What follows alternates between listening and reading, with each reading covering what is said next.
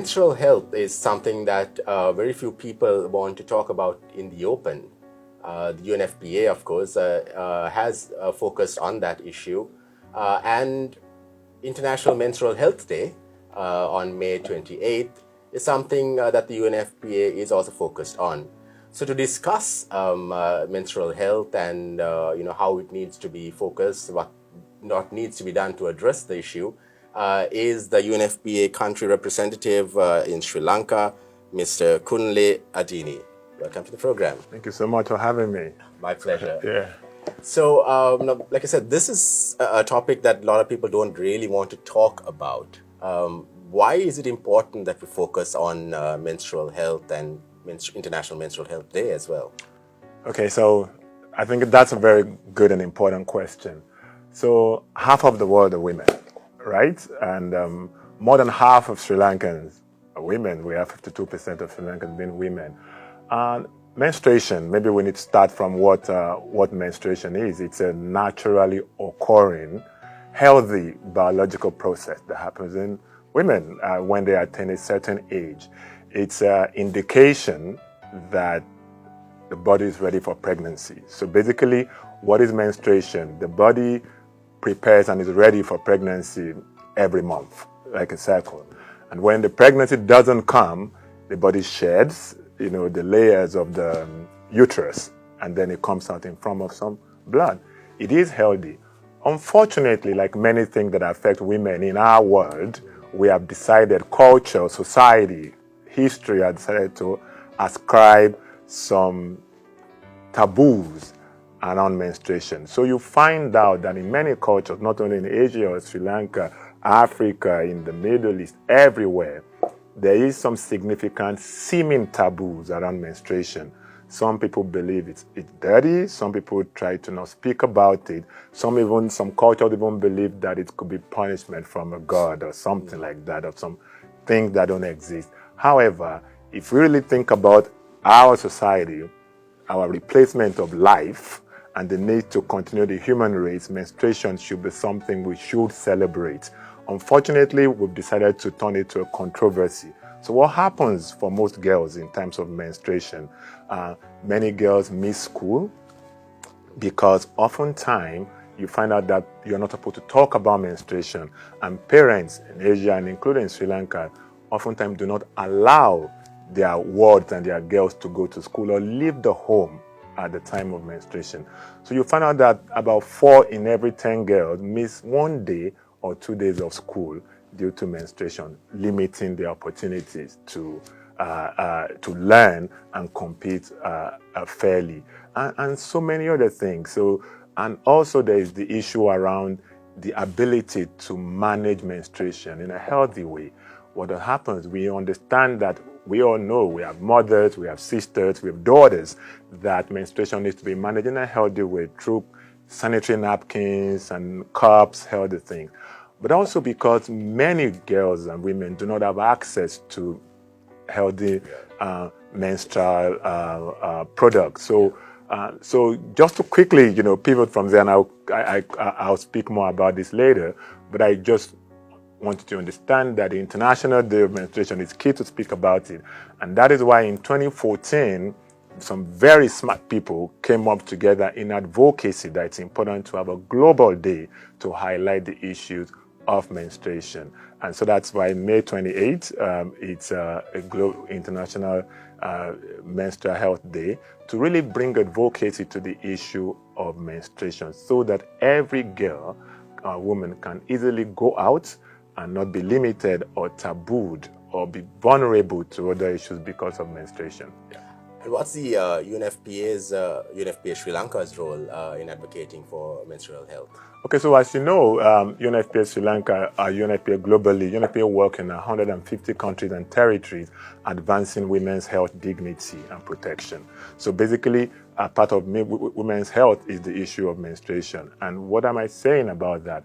When girls do not have access to healthy products, it affects not only their health, but their dignity. I just spoke to you about girls being kept away. In fact, in some cultures and traditions, girls are not allowed to eat in the same place, because when they're on their period. Some religions, you know, and at some of kept in the locked in the rooms and that is stigma. You know, it's like you're stigmatizing people that we should be celebrating for being a major part of our replacement and ensuring life in the world.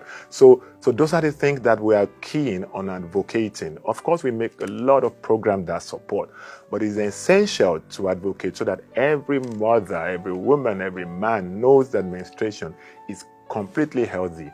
It shouldn't be stigmatized, it shouldn't be tabooed, and girls shouldn't lose their dignity because they're menstruating. So, like other UNFPA offices and territories and global partners, on the 28th of May, we bring collective advocacy to menstruation. And I'll just quickly say, 28th of May didn't just come, you know, on its own. The average menstrual cycle of a girl or woman takes 28 days. So that's where the 28th comes from. And the average period of menstruation for girls and women all over the world is also 5 days. 5th of May, May is the 5th month of the year. So that's why you have 28 days for the menstrual cycle, and the 5, the average, when a woman or girl is on her period, marking the 5th month of the year. So that's the day where so today everybody's going to come across from all over the world to raise advocacy, but also to push policymakers, to encourage policymakers to make menstrual hygiene products affordable, you know, for many women and girls, because it's also an expensive commitment that happens in the life of every woman and girl from the moment they hit menarche, which is the onset of menstruation, till when they reach menopause. Averagely, this starts between the ages of 9 and 12 till 45 to 55. So it's about a 30-year range of spending every month, which period poverty then becomes a major issue. But how do you break this taboo? I mean, in Sri Lanka, we find, okay, now UNFPA is raising this issue. We see NGOs, civil society also raising this issue. But still, you know, that topic is still seen as taboo. It's not spoken of enough, maybe, let's say, by legislators, by the authorities. I mean, what more should be done to push the public to accept this? Okay, another very good question you've asked. So the first thing, what we're doing here is essential because we need to inform and educate and let people know and see. So oftentimes we're afraid of what we don't know. Many norms, social norms that you and I carry, we have not asked questions why those things are happening. You know, we just know that I was born into it, you were born into it, your mother, your father, grandmother, it just gets passed on. Some not even spoken, it's just acted. So I think the most important thing is for us to continue to talk about it and raise it. And I'm encouraged by what has happened, you know, in the years past. A few years ago, we probably wouldn't be sitting here or, you know, speaking about this. So the fact that we as men are actually speaking about this, I'm very encouraged, you know, that is one. The second thing is that we've also seen, so I like to speak about positive things that have happened as well, you know, so you can see that I hear things like this have been discussed in the Sri Lankan parliament, so that it's not like it's never been spoken. There's been I only arrived in this country January 2022, and one of the things I heard about was menstrual hygiene and management issues. Recently, the president and government issued a policy that that critically reduced taxation on on sanitary napkins and menstrual hygiene products, and removed VAT from locally produced napkins. That is some understanding that there's no point why women and girls should be carrying the burden of a naturally occurring, you know, biological issues. And I speak for a fact that our advocacy is that menstrual hygiene products should be as free for anyone who cannot afford. Because people who can afford will probably not go to a health center to take. Sri Lanka is a very giving culture. People give. They don't essentially want to take what they can afford. Everybody gives. Look at Vesak. Everyone was out giving. I learn a lot from this culture. So, but people who cannot afford should be given free product. That's our advocacy. And I'll give you an example. The reason why it should be the average, the lowest earning families in Sri Lanka, the 40% poor, and less than about 28,000 rupees a month for a family of 4. So imagine that family has 2 girls or 2 people menstruate. This amount might not even be enough for 3 square meals for 30 days in a month. We all go to the market. 27,000 rupees is not so much when you think of rent and other things. But then, in a 5-day menstruation period, the girl would, WHO recommends that girls should change their sanitary napkins every 2-3 hours. But okay, let's even say they use like 4 in a day, right? And a pack of 10 would cost something between 400 rupees, the locally produced one maybe 300. So if you have to spend 1,000 rupees on menstrual hygiene product for one girl, or let's say 800 to 1,000 every month, that's a recurring thing. That's almost 3% of the household income, not the individual income.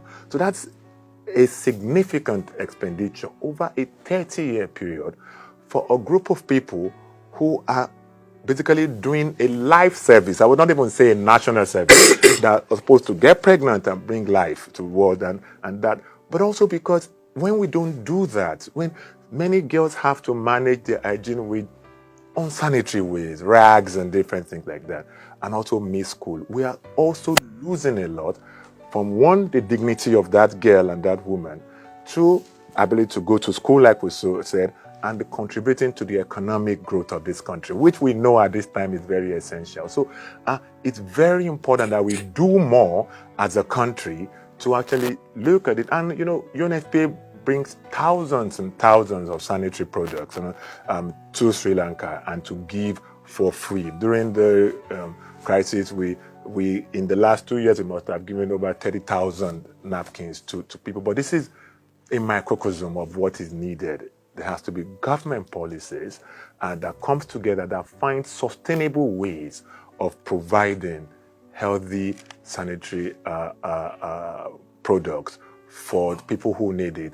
So the other thing is education. So I'll tell you again, most girls do not know about menstruation till they reach menarche. So they've never had an experience with it. The mother never told them. So imagine a girl waking up in her bed and seeing a flow of blood, not make confused, added.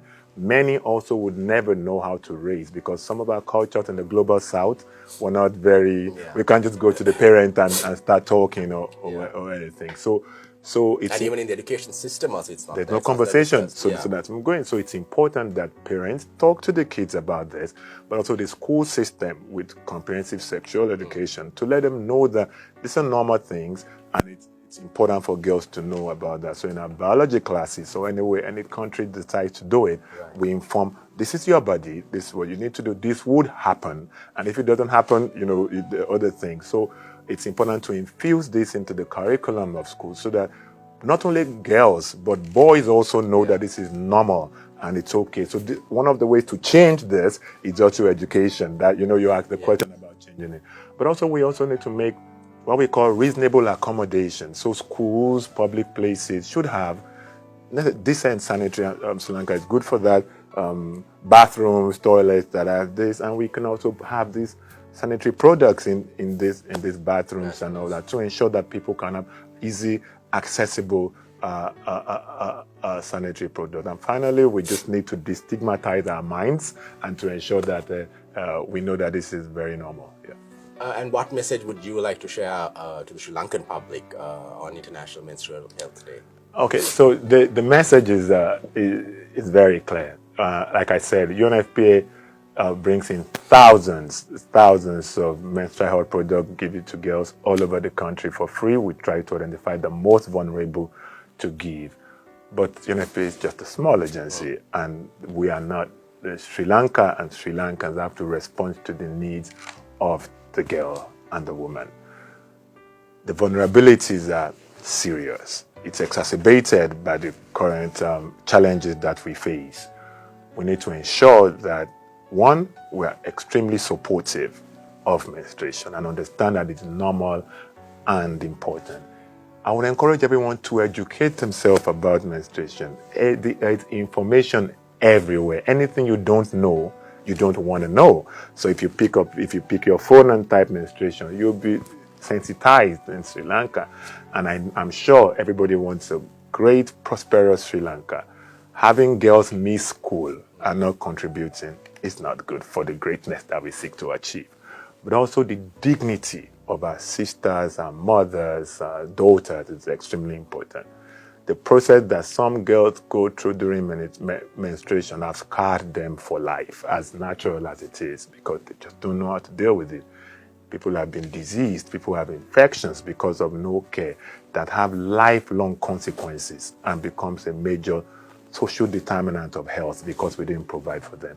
So my message to Sri Lanka is to ensure that we all join this advocacy. We become supporters and not detractors of the advocacy for healthy menstrual hygiene management. And to the government of Sri Lanka, we congratulate the government for the taxes, that have been reduced, but it's important to ensure that we do some more and to ensure that girls, especially the most vulnerable, have access to free menstrual hygiene management product. And UNFPA would always be there to support in policy articulation. There are many ways where this could be funded. We know that resources may not be so much there, but there are countries have done it over the world. We supported countries, and there are ways that these costs could be transferred to, we can calculate the entire cost that is needed, can be transferred, and our government can actually fund that. And that would really go a long way in ensuring and maintaining the dignity and health of our women and girls. Comparatively with other countries, are we far behind in the region especially? So in the region, I would congratulate Sri Lanka, the effort to remove taxation. And to be honest, I need to say this, right? There are efforts that give free sanitary napkins to girls in Sri Lanka already. I think the Ministry of Education does something like that. The Ministry of Health there are different efforts to do this. So the awareness is there in the system. I just think that the awareness needs to be more holistic and I wouldn't use universal, whole of Ireland, so that whole of Ireland, so that everybody knows. And I think more support at policy level, more interest will come. And it's also one issue that I see that we have a cross-cutting, if I do an analysis of supporters across this political spectrum. So if you see that it's not like we just need to be more focused around that and to ensure that it shouldn't be a controversial issue in any way. So I would say that the general condition of women and girls in Sri Lanka is enviable across the region. So we're doing well, but we can do much better because even the well we're doing is not good enough for what we need to do. Yeah. Thank you for joining us on the program and discussing that very important topic. Thank you so much. Always happy to be here. Yeah. And that's all the time we have for you for Let's Talk for this week. Till next time, stay safe.